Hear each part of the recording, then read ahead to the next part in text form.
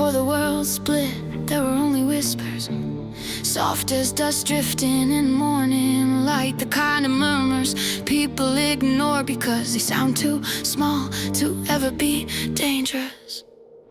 But in every whisper lived a warning, and in every warning a future we refused to hear. We breathed peace like it was infinite, never noticing how fragile it had become.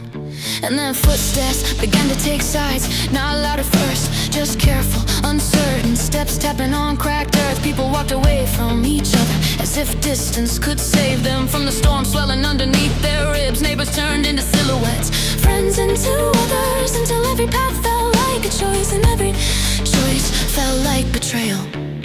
Fault lines opened quietly, splitting the ground between us. Arguments sharpened into weapons, opinions hardened into borders. We thought we were defending truth, but really we were defending fear. Fear of change, fear of loss, fear of seeing ourselves reflected in someone we were taught to distrust. Then came the gears, the grind, the machinery of division humming awake. Screens flashing, leaders shouting, rumors spinning into orders. People marched not because they understood, but because the noise drowned out the silence. They couldn't bear to face.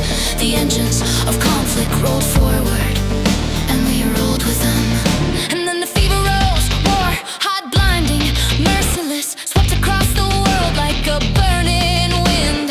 Voices were replaced by sirens, dreams by duties, humanity by survival instinct. In the fever of war, everyone becomes a stranger, even to themselves. Rage cracked open cities, and grief poured through the seams. Nations roared, shattered, wounded like animals, cornered by their own reflection. Every heartbeat thundered with a question no one could answer. How did we let it come to this?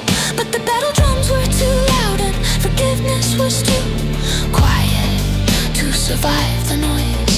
Yet even in destruction, light finds a way to leak through. Torches flickered in the rubble, people searching for people, lifelines cutting through the smoke and the echo of collapsing walls. We rediscovered the one truth war could never erase. We were